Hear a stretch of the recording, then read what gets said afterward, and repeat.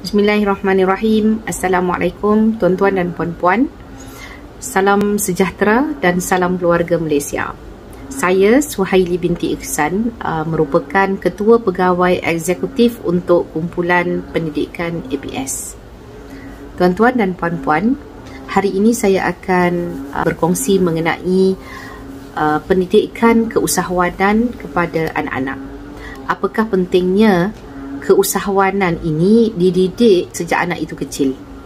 Apakah kepentingannya? Apakah benefitnya? Apakah kelebihannya? Apakah manfaatnya apabila dari kecil lagi kita melatih anak-anak dengan mindset keusahawanan serta tingkah laku keusahawanan? Yang ini yang kita akan perbincangkan pada hari ini, yang akan saya kongsikan pada hari ini. Tuan-tuan dan puan-puan, apakah yang dikatakan keusahawanan? Keusahawanan dari perkataan usahawan yang bermaksud mengusahakan sesuatu. Sekiranya kita baca definisi dari Davis 2013, Davis mengatakan apabila kita memberi ataupun launch, memberi inisiatif dan memberi nilai kepada sasaran, katakan memberi nilai itu kepada sebuah kumpulan manusia ataupun sebuah masyarakat, ataupun memberi nilai kepada alam sekitar, memberi nilai atau memberi kebaikan, usaha yang kita lakukan ini memberi kebaikan kepada sekumpulan haiwan di satu kawasan. Ini adalah tingkah laku usahawan. Jadi ianya berbeza dengan biasanya apa yang kita fikirkan sebelum ini, persepsi sebelum ini. Kita katakan orang yang mempunyai tingkah laku usahawan dan mindset keusahawanan ini adalah orang yang terlibat dalam bidang perniagaan. Biasanya kita katakan usahawan itu orang yang membangunkan perniagaan. Tapi sekiranya kita bincangkan lebih meluas mengenai keusahawanan itu sendiri, keusahawanan itu memberi definisi yang sangat luas. Kita boleh bekerja dengan sesiapa, kita boleh bekerja, makan gaji, kita boleh bekerja di syarikat korporat, bekerja sebagai guru, doktor, tapi dalam masa yang sama kita masih boleh mendemonstrasikan nilai-nilai keusahawanan. Jadi pada hari ini saya akan berkongsi mengenai 6 nilai keusahawanan yang dari kecil lagi kita boleh latih nilai-nilai ini. Apabila nilai ini ada pada setiap anak-anak kita, anak-anak kita ini akan membesar sebagai seorang yang banyak inisiatif, sebagai seorang yang berjiwa besar, yang fokus menyelesaikan isu-isu yang mereka lihat terjadi di sekeliling mereka. Jadi kita katakan anak ini anak yang proaktif, menyelesaikan isu, proaktif memberi nilai dan manfaat. Anak yang tahu peranan mereka, bahawa mereka ini adalah pemimpin di muka bumi, mereka akan sedar bahawa peranan mereka sangat penting dan mereka membawa tanggungjawab yang besar untuk memakmurkan bumi. Jadi untuk memahamkan anak-anak ini mengenai tanggungjawab mereka memakmurkan bumi, memberi keamanan, tidak boleh merosakkan bumi, ini mesti dilatih sejak kecil lagi. Jadi berbalik semula kepada 6 nilai yang perlu dilatih. Dan apabila kita latih 6 perkara ini, 6 nilai ini, 6 ciri ini, anak-anak itu akan membesar menjadi seorang yang mempunyai tingkah laku keusahawanan dan mindset keusahawanan. Mindset keusahawanan ini, tuan-tuan dan puan-puan, ianya tidak boleh dilatih di dalam kelas. Ianya tidak boleh hanya dipelajari melalui buku teks, tidak. Mindset keusahawanan ini mesti dilatih dan ianya mesti integrate dalam cara hidup mereka. Kalau sekiranya di Akademi Bakat, saya beri contoh di Akademi Bakat.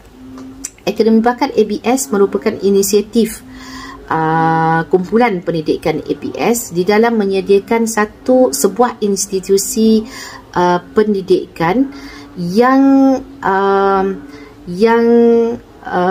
fokus kepada membangunkan bakat anak-anak dan membangunkan kemahiran bisnes anak-anak. Kemahiran bisnes anak-anak ini dilatih apabila anak-anak ini berada di sekolah menengah. Sekolah menengah maksudnya 13 tahun ke atas. Tapi untuk menuju menjadi orang bisnes yang baik, menjadi orang bisnes yang memberi manfaat, menjadi orang bisnes yang patuh kepada peraturan, good governance, menjadi orang bisnes yang bisnesnya itu memberi manfaat, memberi peluang pekerjaan, menyumbang kepada pelbagai aktiviti yang membangunkan sesebuah tempat, sesebuah komuniti, membangunkan komuniti, memberi manfaat kepada komuniti. Sebelum mahu melahirkan orang bisnes yang sedemikian, mereka ini perlu melalui latihan-latihan, melalui satu persekitaran yang menyokong mereka ke arah menjadi orang bisnes yang memberi manfaat. Jadi tuan-tuan dan puan-puan, di Akademi Bakat, matlamat akhirnya adalah menjadikan seseorang individu ini pandai menjalankan perniagaan, boleh membangunkan sebuah perniagaan. Namun dalam masa yang sama, kita sedar bahawa tidak semua orang boleh melakukan perniagaan. Namun semua orang boleh mempunyai kemahiran keusahawanan. Semua orang boleh mempunyai mindset keusahawanan, dan orang yang mempunyai mindset keusahawanan, biasanya mereka ini sedar bahawa tujuan mereka adalah untuk memberi manfaat. Okay? Baik, sekarang apakah 6 nilai yang apabila kita latih kepada anak kita ini akan membesar menjadi seorang yang mempunyai mindset keusahawanan dan juga tingkah laku seorang usahawan. Jadi mari kita imbas semula, ingat kembali, usahawan merupakan seorang yang berinisiatif, menukarkan idea menjadi satu perkara yang realiti, dan yang paling penting adalah memberi nilai. Mereka ni mencipta nilai, memberi nilai kepada sasaran mereka. Katakan mereka ini mencipta sebuah mesin yang membuatkan orang tidak akan membuang sampah merata-rata. Sekiranya buang sampah merata-rata, terus tangan itu digari. Sebagai contoh, usaha ini akan dapat mengurangkan pembuangan sampah secara berleluasa. Okay. Anak-anak yang biasanya didedahkan dengan menyelesaikan masalah, menyelesaikan isu, biasanya mereka akan lebih mengambil inisiatif dan lebih proaktif untuk memberikan kebaikan. Baik, Sekali lagi, apakah yang dikatakan 6 nilai keusahawanan itu, tuan-tuan dan puan-puan? Yang pertama ialah social intelligence ataupun dikatakan kepintaran sosial. Okay, dalam bahasa Inggerisnya social intelligence. Elemen social intelligence ini merupakan elemen yang pertama yang harus kita latih anak-anak kita. Elemen social intelligence ini, kemahiran bersosial, kepintaran bersosial ini boleh dilatih sejak kecil. Sejak anak tu berusia 4 tahun apabila anak-anak ke tadika. Sekiranya di tadika ABS, anak-anak dari kecil lagi, biasanya kita tahu bahawa anak-anak yang berusia 4 tahun ini, mereka sukar untuk berkongsi peralatan mereka ataupun mereka sukar untuk berkongsi alat permainan mereka. Jadi kita akan menjalankan aktiviti-aktiviti yang membuatkan mereka akan belajar untuk berkongsi. Ini bagaimana kita melatih anak dari usia 4 tahun. Apabila mereka ni semakin membesar, kepintaran sosial, nilai-nilai kepintaran itu perlu diuji, perlu dilatih dalam platform yang lebih besar. Sebagai contoh, mereka akan belajar untuk berkawan-kawan, mereka belajar untuk bernetworking, kolaboratif, menyelesaikan satu-satu isu, menjalankan satu-satu projek, bagaimana cara memimpin sebuah organisasi, walaupun organisasi itu mungkin mereka memimpin 5 atau 6 orang rakan-rakan mereka untuk melakukan ataupun menghasilkan sesuatu projek yang memberi hasil. Jadi dalam latihan-latihan ini, mereka akan mempunyai banyak pengalaman dan mereka akan belajar banyak perkara bagaimana untuk bekerja dengan orang-orang yang mereka tidak sukai, namun orang ini mempunyai kelebihan dan bagaimana pula untuk meraihkan kepelbagaian pendapat, kepelbagaian tingkah laku dalam satu-satu apabila mereka menjalankan satu-satu projek. Sebab itu di Akademi Bakat menjalankan projek based learning itu adalah salah satu pendekatan yang digunakan di Akademi Bakat supaya anak-anak ini dapat mempraktis nilai-nilai keusahawanan. Okey, baik. Nilai social intelligence ini juga, puan-puan, apabila kita ini pintar bersosial, kita ini akan membangunkan satu networking yang luas. Orang suka berkawan dengan kita, we are accepted, bukan hanya likable but accepted. Apabila orang suka pada kita, orang menerima kita dalam sesebuah organisasi, mereka akan lebih terpengaruh dengan apa idea yang kita sampaikan. Dan kemahiran ini sangat penting apabila anak-anak itu dewasa. Baik, mari kita lihat yang kedua. Nilai yang kedua ialah nilai integrity. Anak-anak mesti dilatih bercakap benar, amanah, responsibility dan accountability.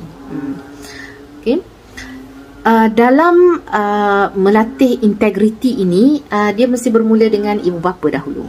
Sering kita dengar skrip-skrip ibu bapa yang kadang-kadang ibu bapa ini terlepas cakap. Sebagai contoh, ibu bapa menjanjikan sesuatu, tapi apabila tiba saatnya, tiba masanya, ibu bapa terpaksa minta maaf dan kerana tidak dapat melakukan sebagaimana yang dijanjikan.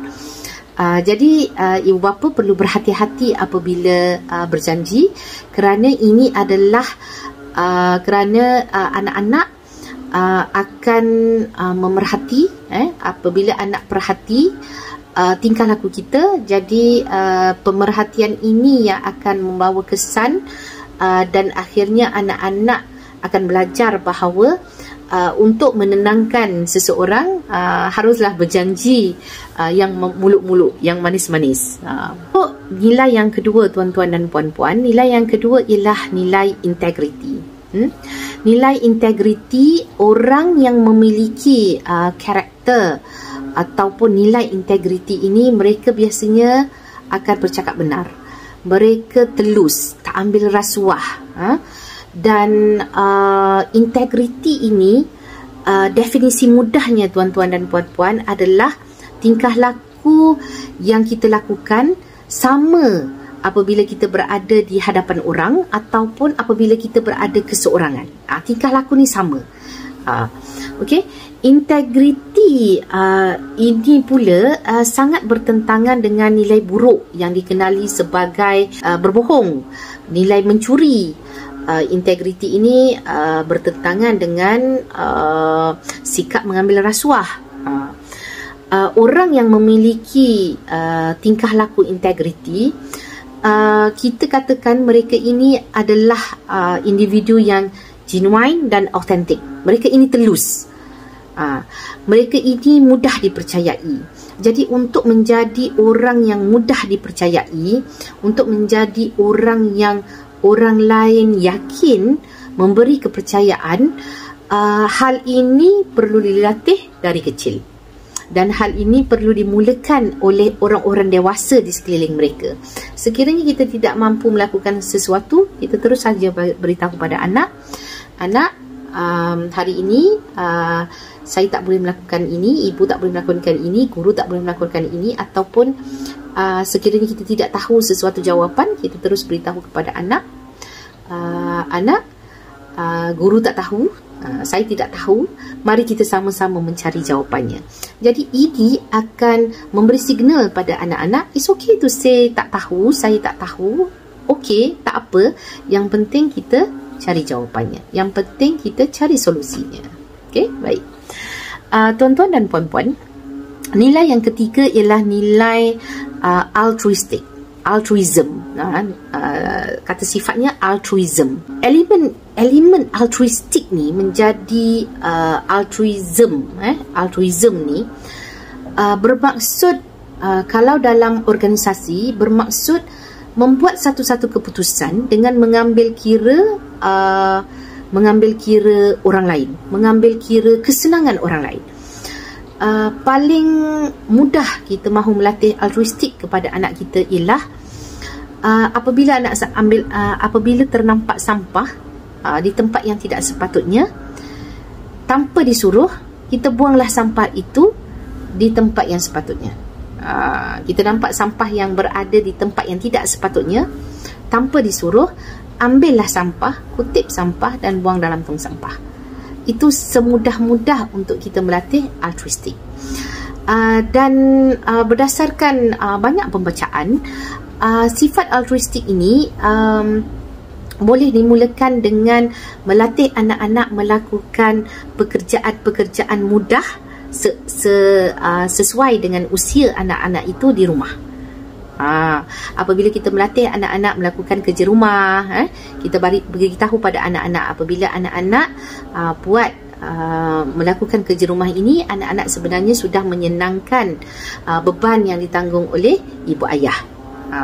Jadi dari kecil lagi kita akan latih mereka untuk melakukan sesuatu dengan mengambil kira kepentingan orang tu, bukan kepentingan diri sendiri.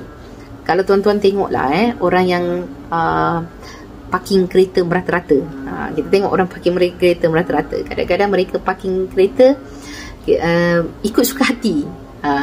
Jadi orang ini dikatakan orang yang tidak mempunyai nilai altruistik, orang tidak ada altruism. Orang tidak ada altruism. Dia parking tu, dia tak fikir pun pasal orang lain, dia cuma fikir senang diri dia.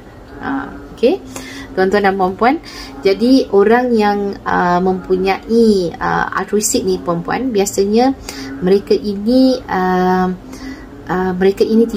tidak self-centric. Apa-apa yang mereka lakukan, dia lebih kepada people centric. Okay. Baik, mari kita lihat nilai yang keempat, iaitu nilai nilai kreatif dan inovatif. Orang yang apabila kita melatih keusahawanan kepada anak-anak kita, latihlah nilai kreatif dan latihlah nilai inovatif. Menjadi anak itu menjadi seorang yang kreatif, yang inovatif. Kreatif ni dalam bahasa mudahnya dikatakan sebagai mengadakan sesuatu yang tak ada, untuk kemudahan orang ramai, untuk kemudahan binatang, untuk kemudahan pokok-pokok, tanaman, tumbuhan, untuk kemudahan hidup yang lebih baik atas dunia ini. Jadi kreatif, kreativiti, inovatif. Inovatif ni perkara tu dah ada, cuma kita perbaiki lagi, kita innovate lagi. Mungkin kita menjadikan ianya lebih murah ataupun lebih cepat. Okay, saya bagi contoh.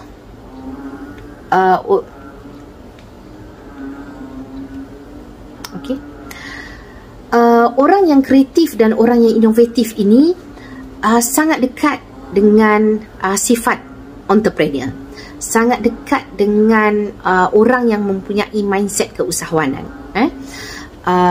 Elemen ini, elemen kreatif, elemen inovatif ini, dia bertepatan dengan definisi keusahawanan itu. Okay. Kita ingat balik, apakah yang dikatakan dengan keusahawanan? Frasa usahawan, kalau dalam bahasa Inggeris namanya, ia bermaksud entrepreneur, kan? Dan entrepreneur ini berasal dari bahasa Perancis, iaitu entreprendre. Okay, entrepreneur. Ia bermaksud to undertake, ataupun untuk menjalankan, atau to launch, untuk melancarkan, to begin, untuk memulakan. Jadi kan, mengusahakan sesuatu yang tidak ada, ini menunjukkan karakter kreatif dan inovatif. Bahasa mudahnya, kreatif dan inovatif ini ialah mengusahakan sesuatu yang tidak ada. Apabila individu itu memiliki karakter kreatif, inovatif, dengan mudah mereka ini sentiasa dapat memikirkan cara yang lebih baik untuk menyelesaikan satu-satu masalah.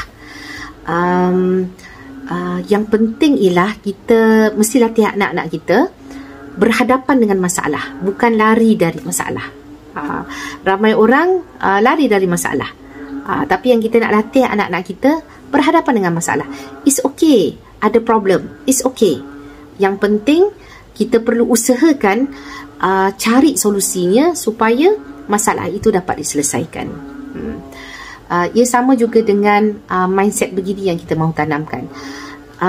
It's okay kita gagal dalam perkara tersebut. Okay? It's okay kita bersedih atas kegagalan kita. It's okay. Yang penting ialah bangkit semula, bangkit dengan cepat dari kegagalan tersebut. Jangan bersedih lama-lama dengan satu-satu kegagalan. Cipta lagi kejayaan-kejayaan baru. Yang ini, puan-puan, pendidikan begini mesti dididik di dalam suasana yang membenarkan, meraihkan anak-anak melakukan kesilapan dan kesalahan. Jadi kalau tuan-tuan boleh bayangkan, apabila berada di sekolah, mereka tidak boleh melakukan kesalahan. Kalau jawab salah dalam peperiksaan, ini akan menyebabkan markah mereka rendah dan mereka mungkin tidak mendapat kedudukan yang baik. Tapi dalam dunia realiti, ianya tidak begitu. Dalam dunia sebenar, apabila kita melakukan kesilapan, satu-satu kesilapan sehingga mengakibatkan kerugian, it's okay. Yang penting ialah kita cari lagi jalan bagaimana untuk mendapat kejayaan yang seterusnya. Okay?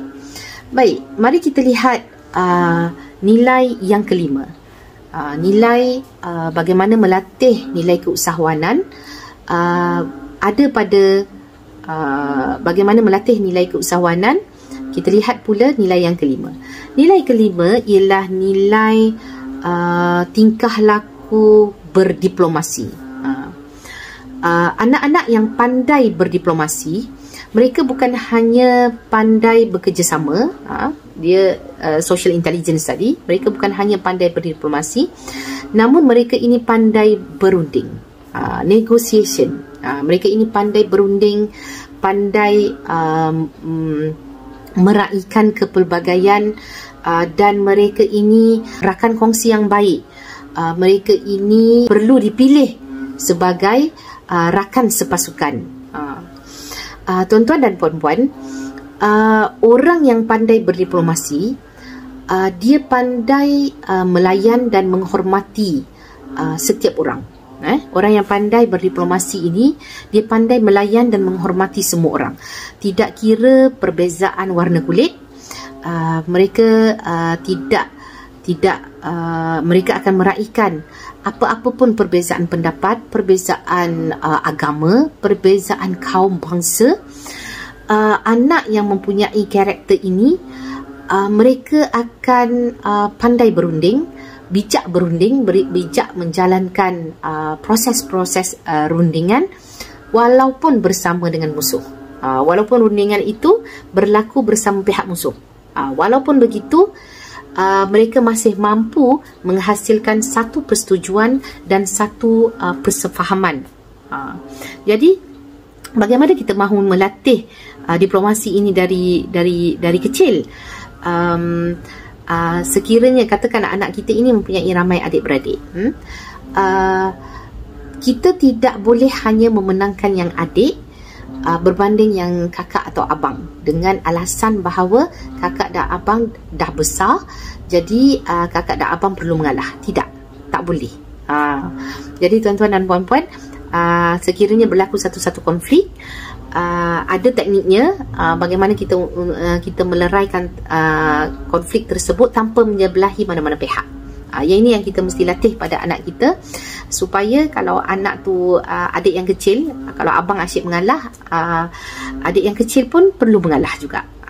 Okey, ini perlu perbincangan yang lebih mendalam, tuan-tuan dan puan-puan. Baik, mari kita lihat nilai yang terakhir. Okey, nilai yang terakhir yang kita boleh latih pada anak-anak kita supaya akhirnya anak-anak ini mempunyai mindset usahawan, tingkah laku usahawan, ialah nilai memperjuangkan kebenaran, ataupun dalam bahasa Inggerisnya dipanggil righteousness. Orang yang memperjuangkan kebenaran ini, dia mempunyai satu sifat, iaitu dia sentiasa membela kebenaran. Apa yang dikatakan dengan memperjuangkan kebenaran ialah seseorang individu itu, dia boleh menyampaikan apa yang betul dan baik dengan menggunakan strategi dan teknik yang diterima. Maksudnya begini, dia mahu menegakkan satu-satu kebenaran, namun dalam masa yang sama dia menjaga hubungan baik dengan semua pihak. Jadi tuan-tuan dan puan-puan, kalau kita lihat memperjuangkan kebenaran ini dalam 6 elemen ataupun 6 nilai premiership tadi, memperjuangkan kebenaran ini berada di nombor yang terakhir. Yang terakhir saya sebut. Maksudnya, sebelum kita menyatakan satu-satu kebenaran, kita perlu ada rapport dulu dengan seseorang. Kita perlu ada rapport. Kita perlu menjalinkan hubungan yang baik. Kita perlu pandai berdiplomasi. Barulah akhirnya kita boleh memperjuangkan kebenaran, ataupun kita boleh menyatakan sesuatu kebenaran itu. Okey. Tuan-tuan dan puan-puan, bagaimanakah yang dikatakan 6 nilai premiership ini berperanan membentuk nilai dalam diri seseorang itu? Apakah ada mekanisme yang membolehkan kita mengukur nilai tersebut? Pada akhirnya, bagaimana pula dikatakan manusia itu berakhlak baik?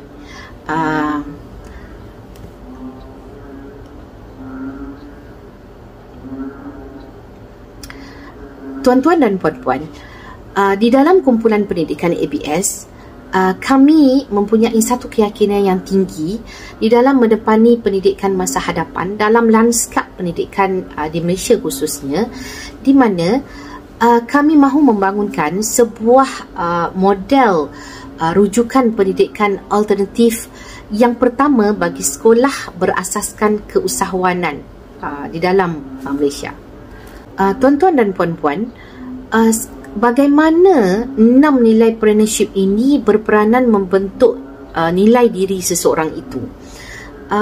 Dan yang paling penting, apakah ada mekanisme yang membolehkan kita mengukur nilai 6 nilai partnership di dalam diri seseorang. Atas hal ini, kami percaya di dalam kumpulan pendidikan ABS, kami percaya kita perlu membangunkan sebuah mekanisme untuk mengukur akhlak baik ini. Dan akhlak baik ini, untuk mengukur akhlak baik ini, dia boleh diterjemah melalui penilaian rubrik yang dibina berasaskan 6 nilai partnership ini. Jadi dalam kumpulan pendidikan ABS, kita sudah pun membangunkan rubrik itu, dan rubrik itulah yang kita gunakan apabila kita memerhati nilai-nilai yang ditonjolkan ke dalam diri anak-anak. Dan kita akan dapati bahawa setiap tahun anak-anak ini akan, apabila ianya didedahkan dengan persekitaran yang betul, setiap tahun nilai ini semakin baik terpasak dalam diri anak tu.